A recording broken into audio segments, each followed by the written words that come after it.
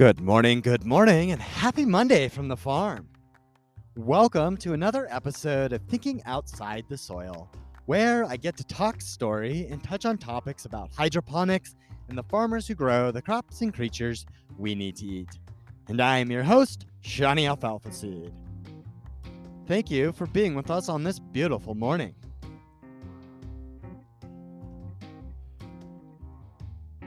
I love listening to the chicken chatter on the Monday morning. I am reminding myself that it is a Monday morning, which means to get into work mode. But those that farm also know that Monday is just another day of the week that we have to deal with people who don't have 24/7 operations. These girls don't take vacations, and neither do we. So I'm constantly thinking about these chickens and how to take care of them. Right now, I am experimenting with adding duckweed to my chicken feed, and there are a few individuals out there that have expressed interest in me developing a feed for their flock, which has ducks as well. And for those that don't know, ducks need higher levels of niacin than what's in chicken feed. They need more B vitamins than chickens. So we must alter the feed a bit for those that have ducks in the same flock. So today's episode is a bit more about how I am growing that duckweed for our flock. And the fancy word I'm going to use for you today on this Monday is integrated multi-trophic aquaculture. So that's another way of saying we're doing aquaponics. And another fancy way of saying that farmers can use fish to grow duckweed. From a big picture perspective, integrated multi-trophic aquaculture is a way of growing different types of aquatic animals and plants together in the same place. Basically, culturing sea creatures in an integrated environment. For example, you could have tilapia, like we do, that produces a nitrogenous waste, and another type of aquatic plant, like duckweed, will remove the fish waste products that are converted by bacteria. They will use it as plant nutrients. This way, there's nothing that goes to waste, and all of the plants can live in the environment as healthily as possible. And I previously brought up a company in California called Fido that is using the manure of cattle to grow duckweed. So it's them that inspired me to try to figure out how to grow different kinds of crops hydroponically for my livestock.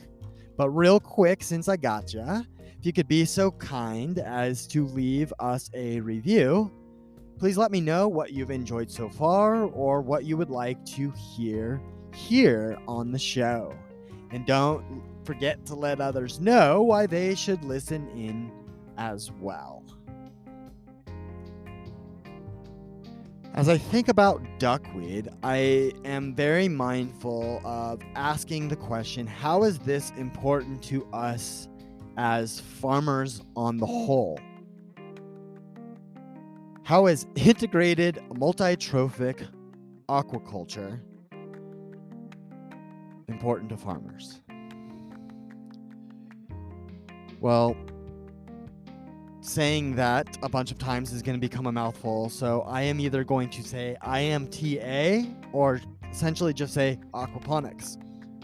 But aquaponics is essentially this just sustainable and rather new way of looking at farming that involves culturing different types of species, like fish that we have here, tilapia, and plants in a closed system. And what that means is that we're able to feed our livestock in a better way. Like Fido, we're growing our duckweed so we can add it to our chicken feed. So the concept of IMTA or aquaponics is not new, and it's rooted in traditional aquaculture practices. I have some videos on YouTube on the Blooming Health Farms channel that talk about the origins of aquaculture and hydroponics that are excellent references and can lead you down some rabbit holes if that's something you like to do. If you want to do that today, please head on over to our YouTube channel. But essentially, IMTA or aquaponics draws on the idea that natural ecosystems can be mimicked, and we can mimic these environments to create our own healthy agricultural ecosystems. We model what nature does. Nature's been around a lot longer than us and seems to have figured things out. And if we watch what she does, we can be more successful, really. Now, the fancy way of putting it together and using science to look at agriculture in the perspective of aquaponics or integrated multi-trophic aquaculture, it's a relatively new concept that's emerged in response to all of the challenges that we face in agriculture and those that are faced in traditional aquaculture practices. It's been around for a long time, but it's relatively new, and the term was coined recently in the early 2000s. So again, why is this important to us that raise animals? Aquaponics, or IMTA, are essentially closed loop systems. And if you could see me do air quotes, I did that around the word closed because there is some openness to it. But those systems are essentially closed systems that allow us to mitigate some of the negative effects that happen from traditional aquaculture practices. Specifically, the disposal of the wastewater products that we have to throw away in traditional aquaculture practices. They don't recycle the water like we do here and like other aquaponicists or people practicing IMTA. For example, a few of those negative effects that we're trying to put off are the pollutants into the water table and any diseases that occur in a waterborne environment.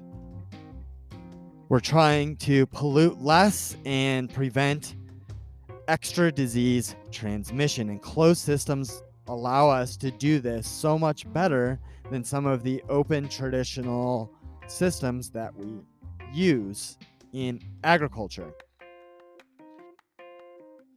Now, we have seen tremendous results with our aquaponic duckweed so far. I am growing it with the wastewater from our tilapia, partially drying the duckweed and then feeding it as a supplement to my chickens on a bi-weekly basis. For us, combining these different plants allows us to develop a more sustainable feeding regimen for our livestock, and it's allowing us to look at how to make this as one of the sustainable solutions in any farming operation. I would advocate that any farmer with feathered friends should grow supplemental duckweed so that they can control their feed costs. But if you aren't into plants and you're more of an animal person, you're able to give me a call and I will consult with you so that you can do duckweed however you think it's appropriate. But I would say that you should just give me your shipping address and I will send you as much duckweed as we determine you need. I do have a hydroponics questionnaire that I use as a project assessment to understand what the scope of your project might be, I've included that in the links below. So those of you out there that are interested in taking hydroponics to the next level can understand what it is we need to know before we move forward. We have seen and we believe here at Blooming Health Farms that finding these sustainable solutions are going to ultimately make us the best stewards of our earth, as well as increasing our bottom line and our ability to deliver high quality products to those out there that need to eat food.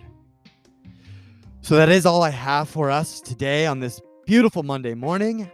If you've enjoyed this or any of the previous episodes, be sure to follow the show and give it some stars.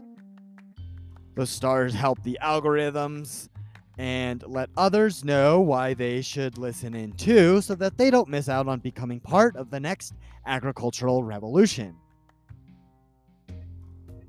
And for those of you that are new, head on over to thinkingoutsidethesoil.com so you can get yourself a copy of my book and join us on this wonderful journey. But do join us again tomorrow. And thank you for being with us on another episode of Thinking Outside the Soil. Take care and have a lovely day.